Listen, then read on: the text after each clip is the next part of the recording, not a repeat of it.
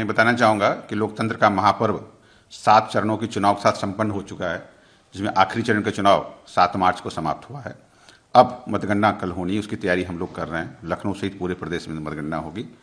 हमारे यहाँ 23 फरवरी को मतदान संपन्न हो गया था। मतदान की समाप्ति के बाद जितनी ईवीएम मशीनें थी वो सारी रमाबाई अंबेडकर स्थित जो स्ट्रांग रूम में रखी गई हैं, वहाँ हम लोगों ने पर्याप्त सुरक्षा के प्रबंध किए हैं। आंतरिक सुरक्षा के लिए सीआईएसएफ लगाई गई है, बाहरी सुरक्षा सिविल पुलिस के हाथ में है।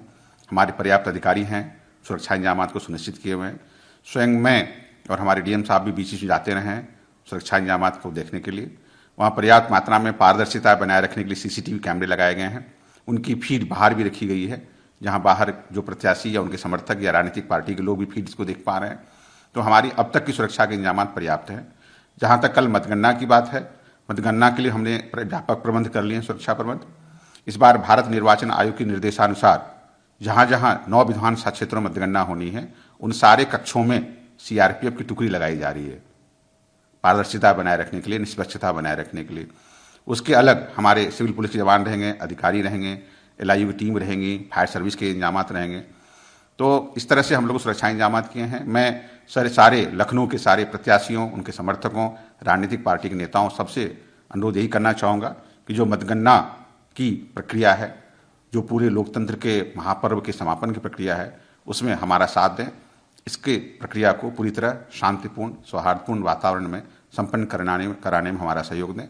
कहीं कोई दिक्कत हो, समस्या हो, तत्काल हमारे जिला निर्वाचन अधिकारी संज्ञान में लाएं। मैं अन्य जिलों पर कोई कमेंट नहीं करना चाहूँगा, क्योंकि वहाँ की व्यवस्था हमारे अंदर नहीं है। कि जहाँ तक लखनऊ की बात है, लखनऊ में हम लोगों ने जो पारदर्शिता है, निष्पक्षता पूरी तरह बनाए रखी है। जो एक घटना 4-5 दिन पहले हुई थी, जिसमें हमारे एक एसडीएम साहब चले गए थे, गाड़ी उनके अंदर चली गई थी, उनकी गाड़ी के अंदर कुछ टूल बॉक्स वगैरह पाए गए थे।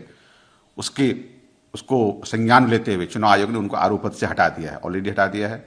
उनके स्थान पर नए आरओ लगा दिए गए हैं। उन्होंने यही गलती की थी कि वो गाड़ी लेके अंदर चले गए थे, जो गाड़ी लेके अंदर नहीं जाना चाहिए था। स्वयं हम और डीएम साहब जब जाते हैं तो गाड़ी हमारी बाहर खड़ी रहती है।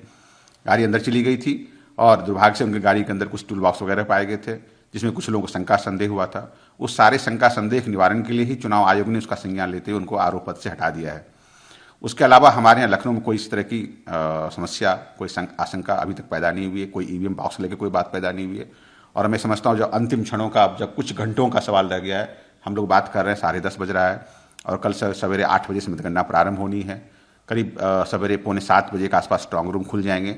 सारे स्ट्रांग रूम सारे प्रत्याशियों या उनके प्रतिनिधियों और सारे ऑब्जर्वर्स जो हैं, जो भारत निर्वाचन आयोग के द्वारा नामित किए गए हैं, उनकी उपस्थिति में खोले जाएंगे। तो कुछ घंटों का सवाल है। इन घंटों में भी हम लोग सारी व्यवस्था को सुनिश्चित करेंगे और ये सुनिश्चित करने की कोशिश करेंगे कि सारे प्रत्याशियों, समर्थकों, राजनीतिक पार्टी के नेताओं, उनके जो भी समर्थक है, सबको विश्वास में लेकर चलें कि यहाँ पूरी प्रक्रिया पारदर्शी है, निष्पक्ष है, शांतिपूर्ण है। हम लोग सारे शहर में जो भी संवेदनशील स्थान है, उन स्थानों पर अपने पुलिस बल पर्याप्त रखेंगे, पिकेटिंग रखेंगे, पेट्रोलिंग भी करवाएंगे। साथ साथ जो प्रत्याशी जीत रहे हैं उनको हम सुरक्षित माहौल में उनके घर तक पहुंचाएंगे। उनसे हमारा आग्रह भी है, निवेदन भी है कि अनावश्यक जुलूस ना निकालें, अनावश्यक कोई लॉ एंड ऑर्डर स्थिति पैदा ना करें। और देखिए, लोकतंत्र है, लोकतंत्र में हार जीत चलती रहती है। लोकतंत्र इसी का नाम है। लोकतंत्र में जीत को जैसे हम उल्लासित वातावरण में स्वीकार करते हैं, उस तरह हार को भी सहमति स्वीकार करना चाहिए। सबको साथ मिलकर चलना चाहिए। मैं नहीं मानता कि लखनऊ में ऐसी कोई परिस्थिति उत्पन्न होगी, और यदि कोई गड़बड़ी करने की कोशिश करेंगे तो उसके हम लोग सख्ती से निपटेंगे।